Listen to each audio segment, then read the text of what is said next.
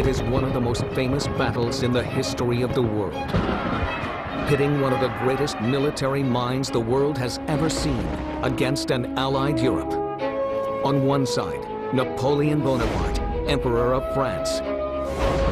Opposing Napoleon, an army of British and Dutch allies, led by the Duke of Wellington. 250,000 foot soldiers, 100,000 cavalrymen, 900 cannons. On June 18, 1815, these men and their weapons would meet to determine the fate of the world. On a small field in Europe, at a place called Waterloo.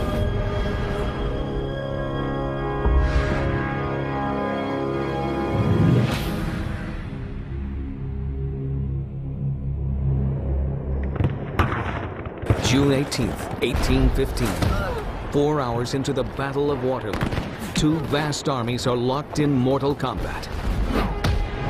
On one side, Napoleon Bonaparte, Emperor of France. Napoleon, as a commander and a strategist, was one of the greatest commanders in history.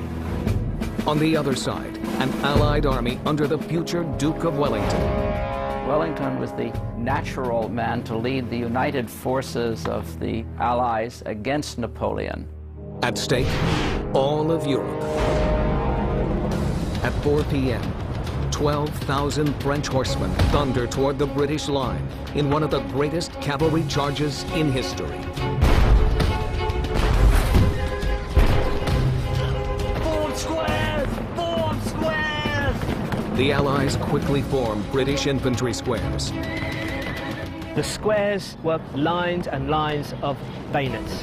But are they enough to survive this massive charge? Wellington was looking for the back door.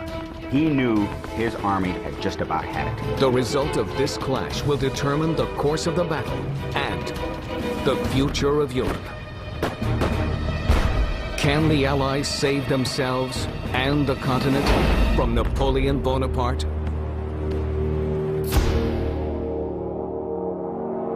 Ten years earlier, in 1805, Napoleon had begun expanding the French Empire, winning battle after battle, marching undefeated until he controlled nearly all of Western Europe.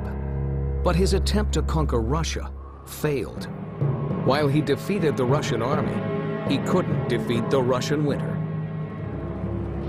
By 1814, the Allied forces captured Napoleon, restored the French monarchy, and exiled the fallen emperor to Elba, a tiny Mediterranean island. The Allied nations of Europe believed that Napoleon Bonaparte was no longer a threat. They were mistaken. April 1815, a message reaches Paris. Napoleon has escaped. Marshal Michel Ney, Napoleon's former general, is sent with a brigade of French soldiers to arrest the escaped convict or kill him.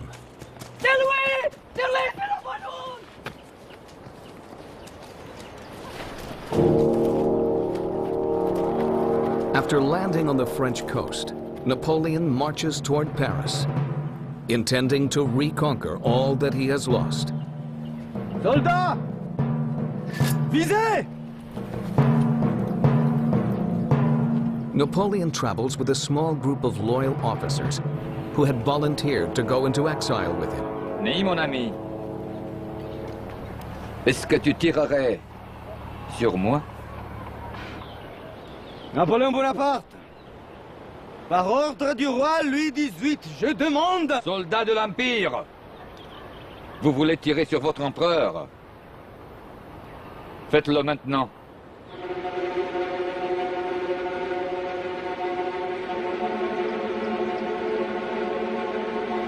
Soldats, visez!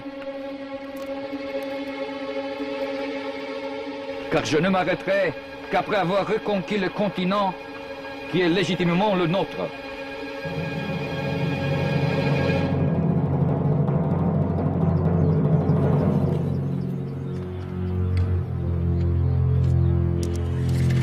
Soldats, suivez votre empereur!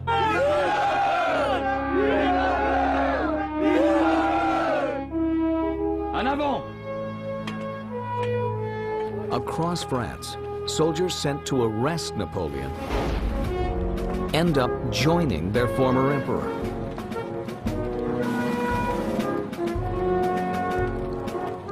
Napoleon was a masterful soldier. He was a brilliant tactician. He was also utterly ruthless. Within 3 weeks, Napoleon has returned to Paris and has the allegiance of the entire French army. Europe almost immediately reunites in opposing the recrowned emperor of the French. Britain, Austria, Prussia, Russia declared war, but not on a state, not on France. They declared war on an individual, Napoleon.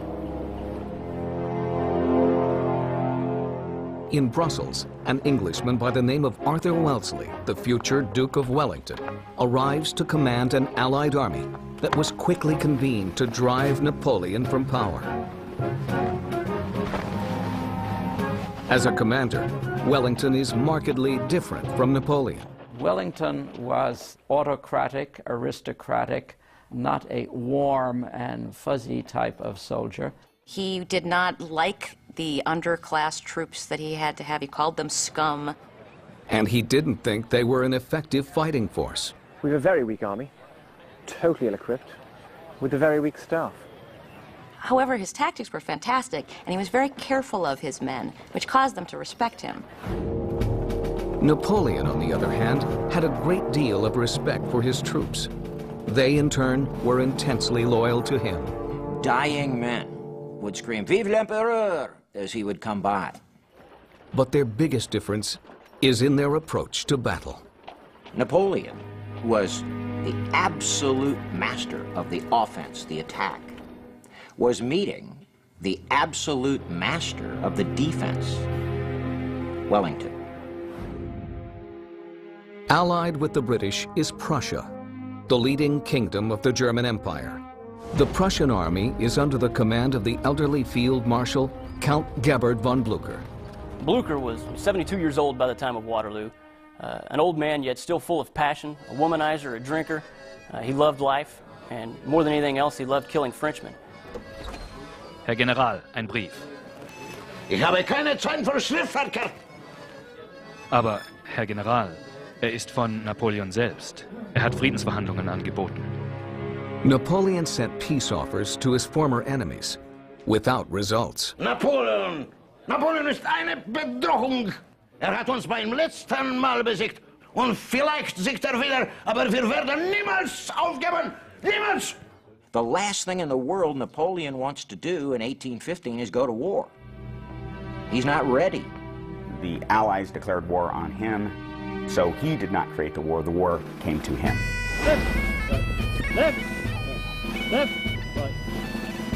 In June 1815, Wellington and Blücher assemble their troops for battle. Blücher, with over 125,000 Prussian troops, is just to the east of Brussels. Wellington, near the Belgian coast, has a force of British and Dutch troops that number a little over 100,000. The two armies prepare to link up and march on to Paris in an overwhelming show of force. Napoleon is backed into a corner. He knows that up in Brussels, he's got Wellington and his armies. The Prussians are nearby. His notion is that the best defense is a quick and decisive offense. Napoleon chose to go on the offensive, to cross the border from France into Belgium and attack.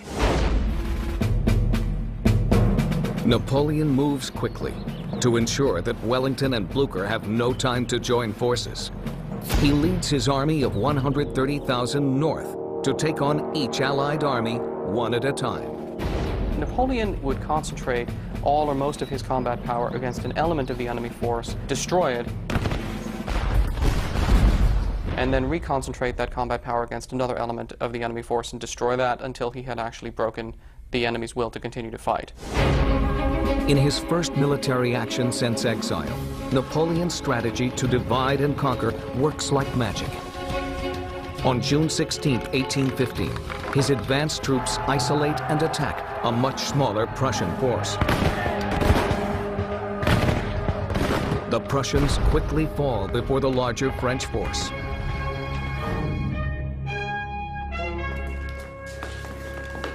Mon général, nous avons vaincu les Prussiens. Ils battent en retraite. Bien, parfait. Maintenant, allons nous occuper des Anglais.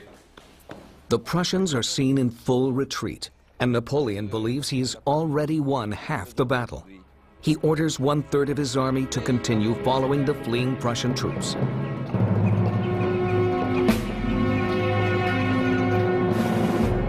It is the morning of June 18, 1815. Napoleon has brought his newly rebuilt army to the fields of Belgium.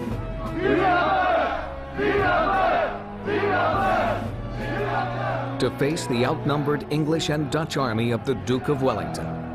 And when the day is over, the future of Europe will be changed forever. Napoleon's army is on the move. They cross the border toward Brussels and attack the Prussian army, led by Field Marshal Blucher, and force them into retreat. Napoleon is now marching toward the British Allies, led by the future Duke of Wellington. Wellington, who was primarily a defensive master, looked at the ground and he said, since Napoleon is on the offensive, where do I want to defend? Wellington chooses a battleground just to the south of a village called Waterloo. The battlefield of Waterloo was basically a wide valley running from west to east. To the north stands the Allied army. Looking directly at them, you have the French army, a massive army. The position that Wellington chose to accept battle from Napoleon was behind a ridge line, and that allowed him protection from direct fire from artillery, from direct observation. His biggest advantage, he picked the battlefield. He knew the ground, and he knew how he would defend it. Wellington expects a full French assault at dawn, but to his surprise, it doesn't come. He has 30,000 more troops than we do. They're all veterans. And he's a direct line of supply. Yet he does nothing. Il est presque 10 heures. Le sol est si boueux que l'artillerie ne peut pas se déplacer. It had been raining for days. That, of course, limited the mobility of cavalry and the ability of cavalry horses to pull guns into position. So the battlefield favored the defender.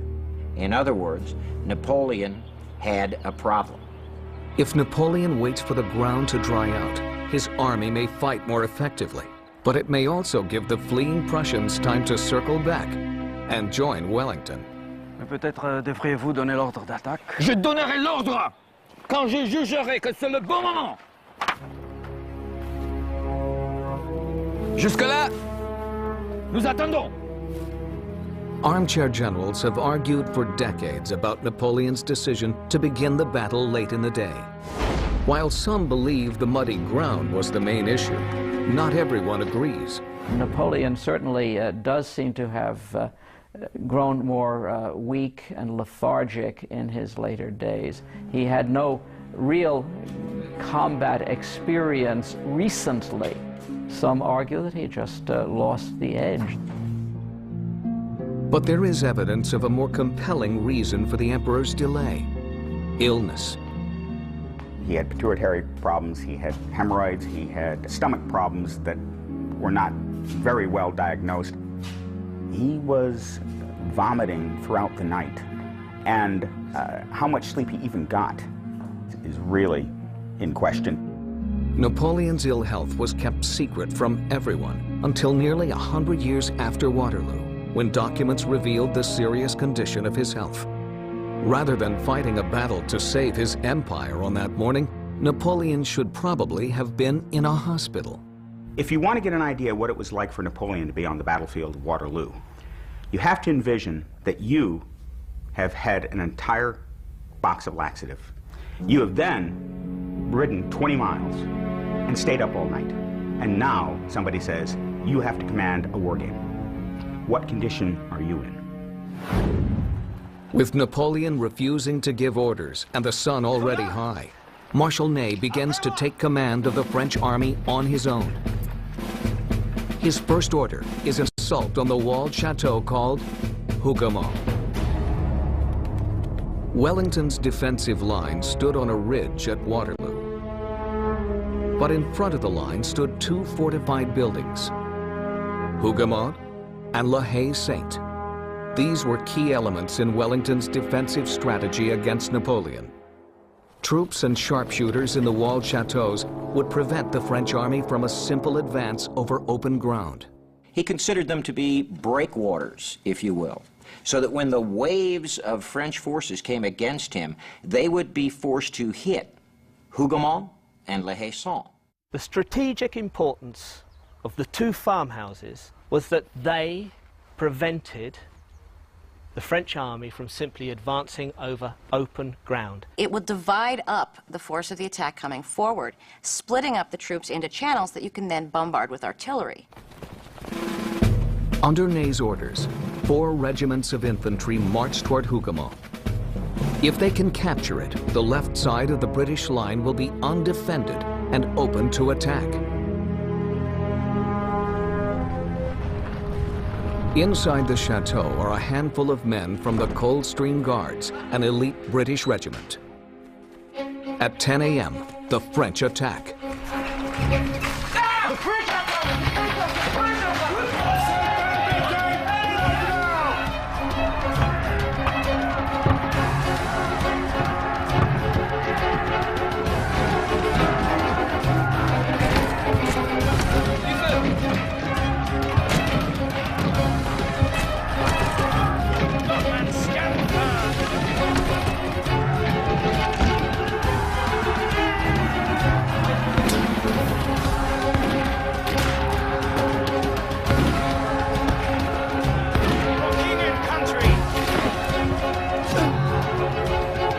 The fighting at Hougoumont is fierce, but by 11:30 that morning, the British repel the first assault and prepare for a siege. Well done, men. The first shots have been fired. At Waterloo, the battle is underway. Despite the Allied success at Hougoumont, Wellington knows he'll need the support of the Prussians to beat Napoleon. Are we certain that the Prussians are going to come? As certain as one can be of anything in war, which is certain of nothing at all. Perhaps the French defeated them yesterday, and that's why there's no rush to attack. But the wrath of Napoleon has just begun. Soon the Allies will get a taste of his most powerful weapon. Blood is about to be spilled on the fields of Waterloo.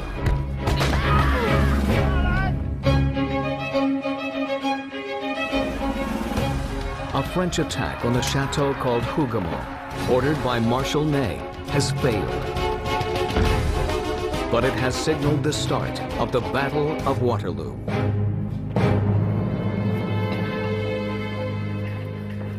C'est quoi ce coup de feu? Qui les a tirés? Une escarmouche, Votre Altesse. Où ça?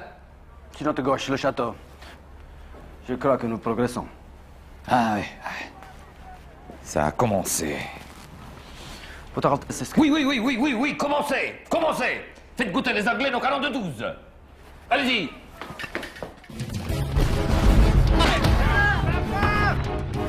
Hold that line, lads.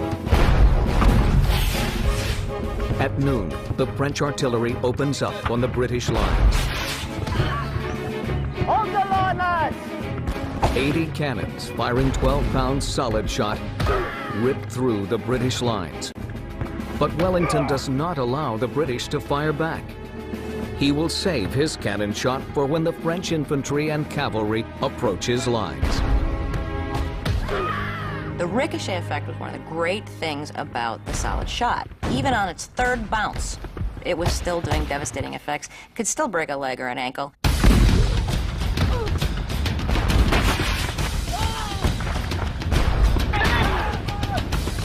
Hard pounding, gentlemen. Indeed, sir. Well, we will see who can pound the longest.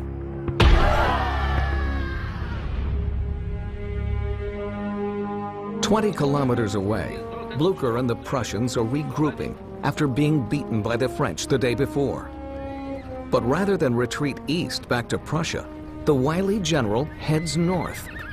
Wir müssen mit Wellington für die Verwundung bleiben.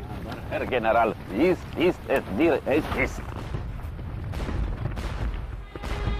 Man schreit zum Ton der Kanonen!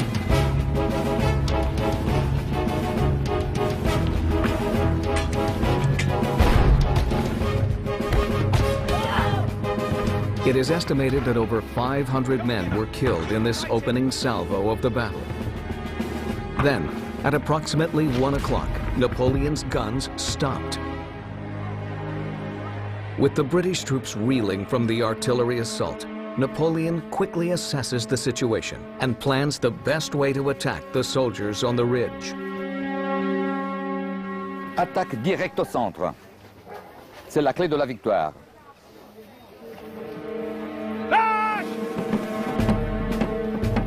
The strategy of marching directly toward your opponent over open ground may seem ludicrous today. But the firearm technology of the period demanded close-quarter combat. The most commonly used firearm at Waterloo was the musket.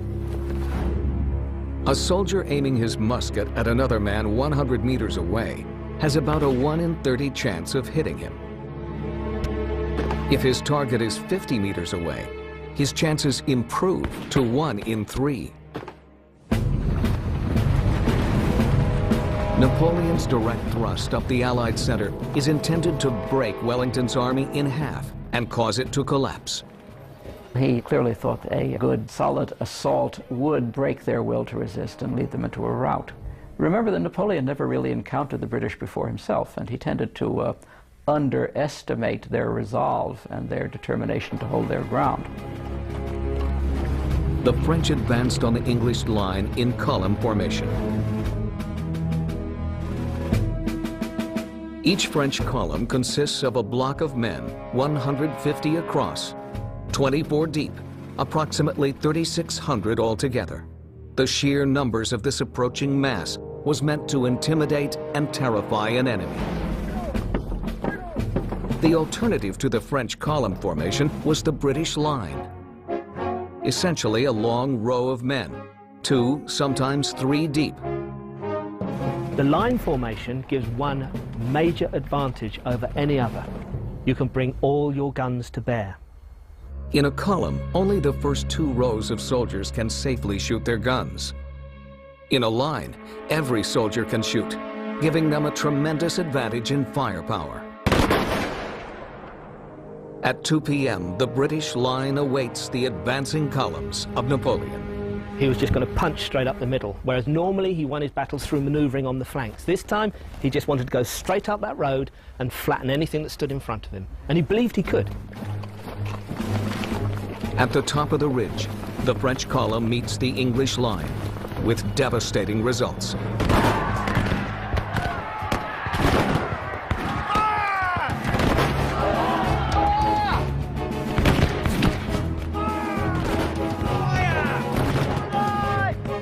The British line, with its superior firepower, stops the advancing column in its tracks. Hold your line! Fire! When you had the right kind of soldier with the right kind of training and the right kind of spirit, the line could hold out against a column, break its charge to the point where it lost its effectiveness. The French troops could not proceed any further. The British countercharge, with the support of the cavalry, forces Napoleon's troops back to their lines.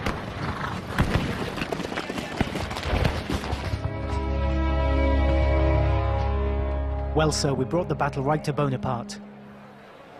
You act as if the battle is over, Uxbridge. Yet all I see is 2 brigades of horses destroyed and thousands of men dead. And our line's exactly where they were this morning.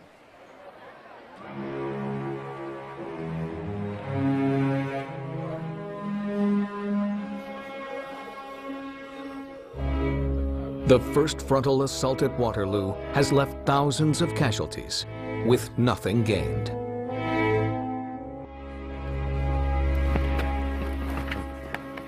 Nous sommes où? L'infanterie? Ils sont de retour. De retour? Pourquoi de retour? Pourquoi? Le centre est la clé, Ney. Wellington est prêt à craquer et nous, on n'est même pas capable de maintenir le centre. Cette ferme est à nous. Napoleon realizes that he can't control the battlefield without first taking La Haye-Sainte. Non, Votre Altesse. Mais alors, prenez-la, à n'importe quel prix. Je ne veux pas vous revoir que lorsque le centre est hors de nos mains. The Battle of Waterloo has been underway for 3 hours. The British line has held, but Wellington knows that nothing has been decided. The battle lines remain completely unchanged, and thousands lie dead. But the battle is about to turn.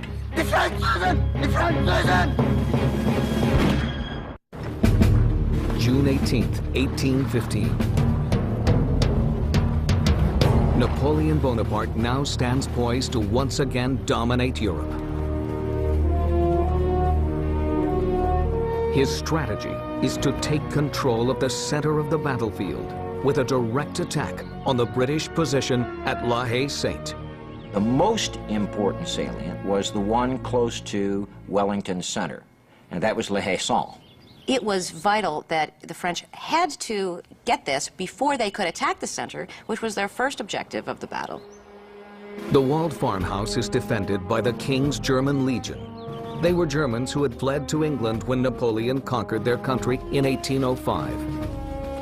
They have a lot to fight for. If Napoleon is defeated, they can return home. Whoever holds the farmhouse will have control over the all-important center of the battlefield. At 3 p.m., Napoleon orders 2 full brigades of infantry, 2,000 men, to take the farmhouse at all costs. Facing the Frenchmen are only 450 riflemen. The outnumbered soldiers do have one big advantage: superior firepower. This unit of the British Army carried rifles, not muskets. The rifled grooves inside the barrel spin the bullet, like a quarterback throwing a football, hitting at greater range and superior accuracy. At approximately 3:20 p.m., 7 hours into the Battle of Waterloo, 2,000 French soldiers charged the small fortress. Die Franzosen! Die Franzosen! Die Franzosen kommen! Die Franzosen kommen!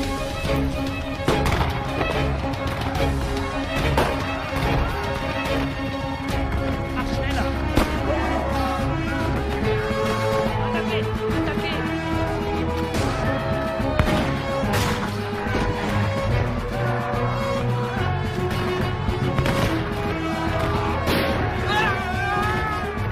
Each time the walls are about to be breached, the outnumbered Allied riflemen somehow hold off the French.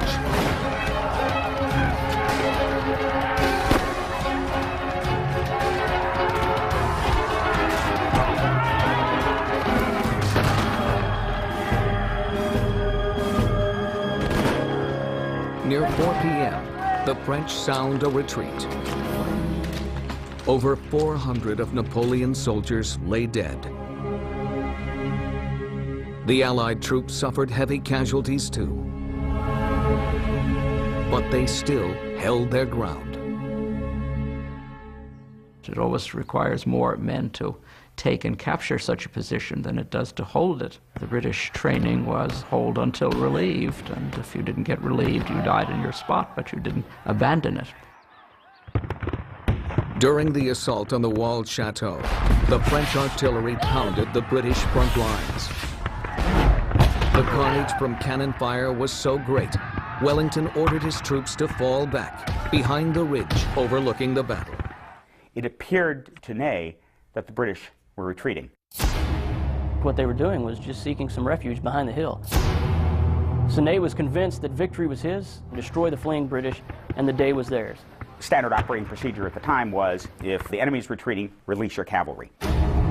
Now, at approximately 4 p.m., Marshal Ney orders the French cavalry to assemble.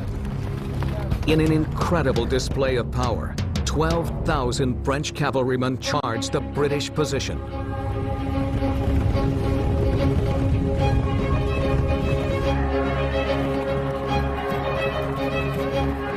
At 200 yards, canister shot from British guns tears into the French horsemen.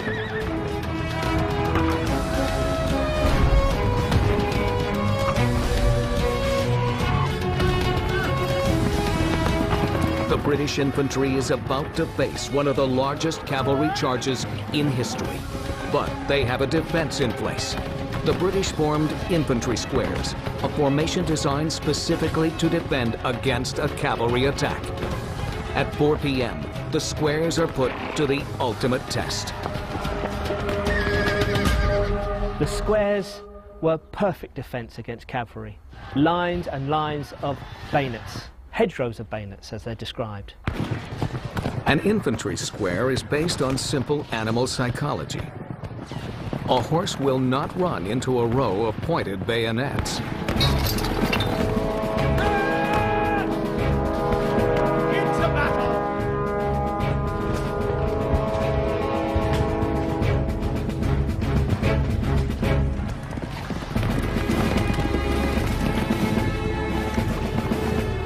Unable to break through the squares, Ney orders his cavalry to retreat, then orders them to charge again.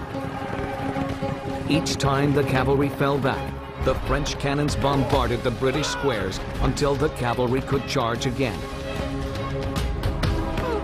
Those squares became killing grounds for the French artillery. Good God. They slowly filled up with their own wounded and dead.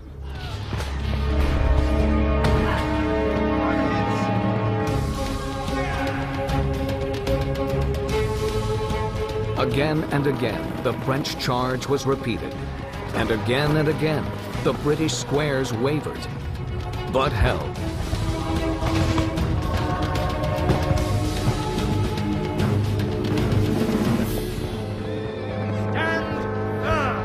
The squares were steady and firm, and they held against all these waves of French assault. But they paid a terrible price for this. Enough that Wellington was looking for the back door. He knew his army had just about had it. Unable to break through the British squares, the French cavalry charge is called off. Both sides suffer massive casualties. I believe we have pushed them back, sir. No, Uxbridge.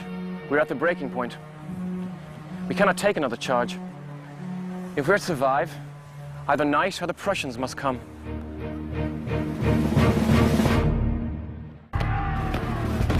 By 5 in the afternoon, the Battle of Waterloo is at a virtual stalemate. A massive charge by the French cavalry ordered by Michel Ney had left heavy casualties on both sides. Napoleon knew that Ney's move had been a near fatal blunder. Wellington est prêt à craquer, Votre Excellence. Plus qu'un seul attaque pour le finir. Un seul attaque, mais avec quoi? Vous avez détruit ma cavalerie.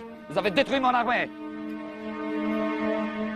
Ney was the bravest of the brave. He was not necessarily the smartest of the smart.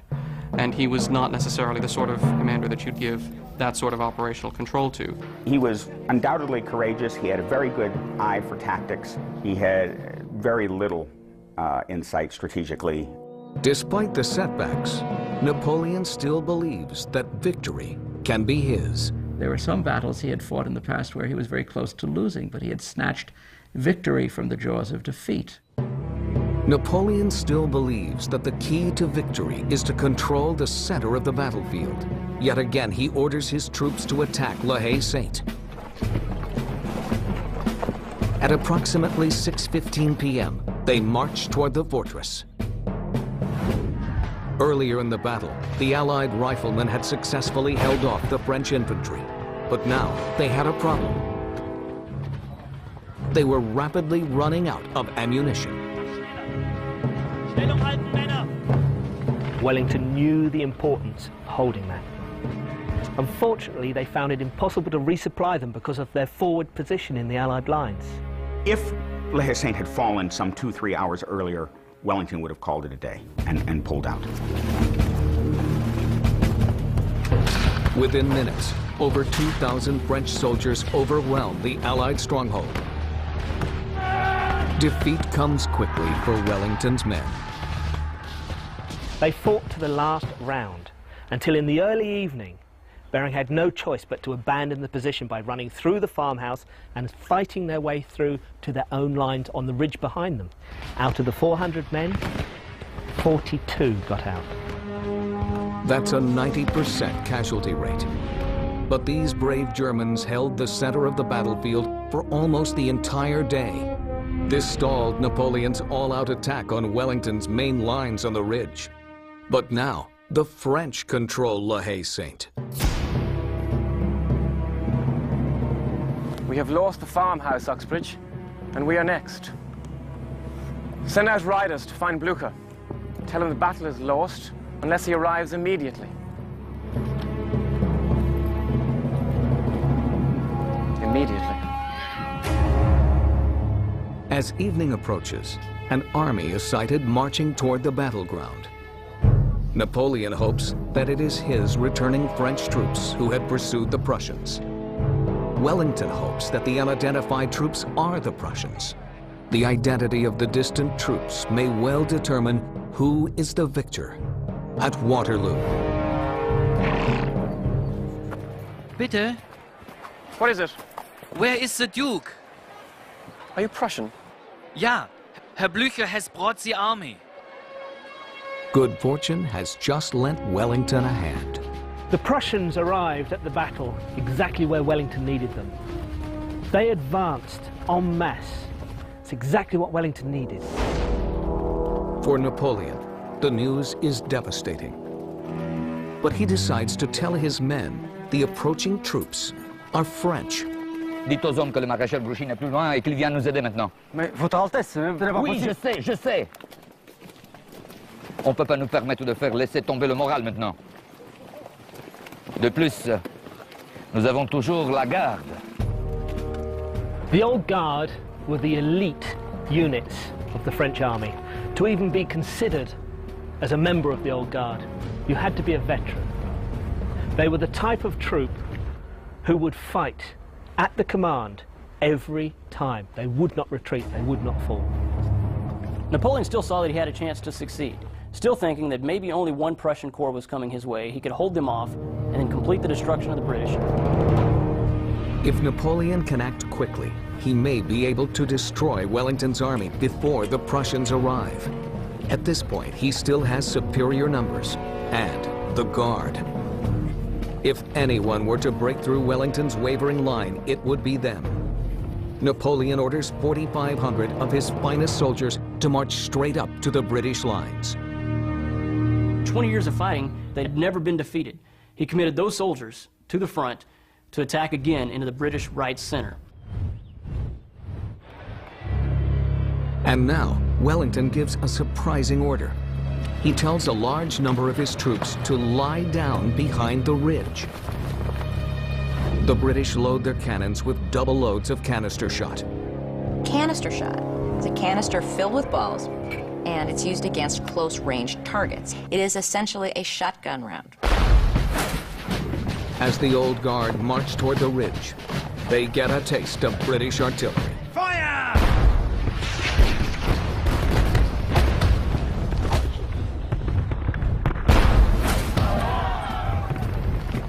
But the Guard does not waver.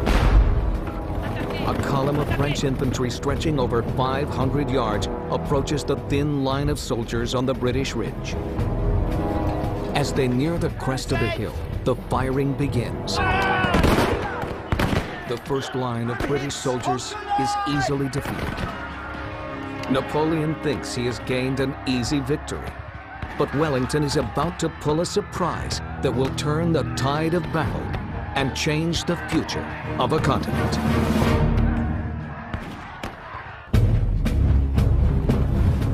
Napoleon has ordered his most elite fighting force, the Old Guard, to take the British ridge. But Wellington has a surprise for the French. He has hidden most of his British troops behind the crest of a hill. The Battle of Waterloo is about to crescendo. The Guard have never retreated. They have never been defeated.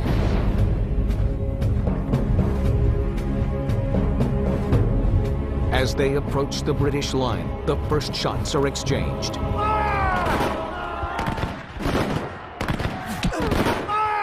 Napoleon's crack fighting units easily defeat the first line of British troops. The Guard sense an easy victory as they reach the crest of the hill. Then, Wellington pulls his biggest surprise. Now, maidens.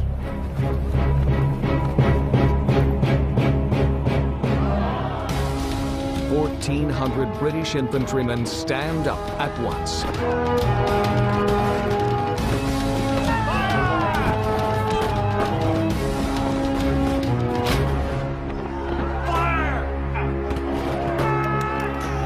The surprise is devastating. 20% of the French troops fall on the very first British volley.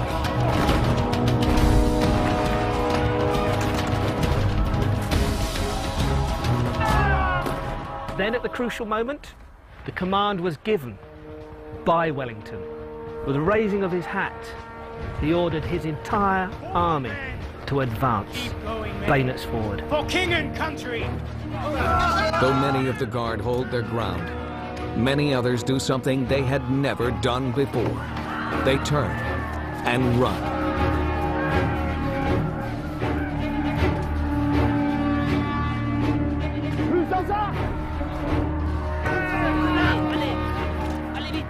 The word began to run up and down the ranks. La garde recule, the Guard is retreating.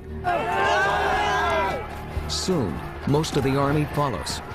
Within minutes, Napoleon's entire force is in retreat. All morale was broken. That was the end for them.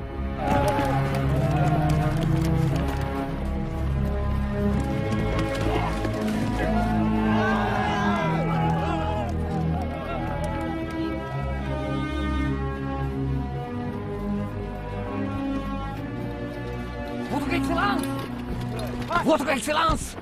Donnez l'ordre à l'artillerie de commencer le bombardement. Mon général, mais non... Dites-le leur! Dites-le leur! To cover his own escape, Napoleon orders his artillery to begin firing, even though the barrage will cut down his own retreating troops. It was a shocking decision from a man the French army was devoted to. The final brutal military act of a once great leader. Wallons-nous, Votre Excellence. À Paris. Et puis, seul le bon Dieu le sait.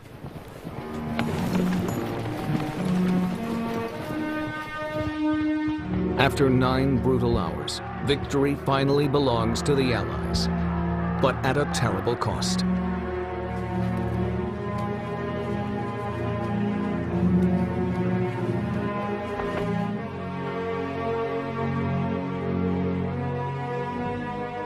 By the end of June 18, 1815, 40,000 men and 10,000 horses lay wounded or dead, and an empire is lost forever.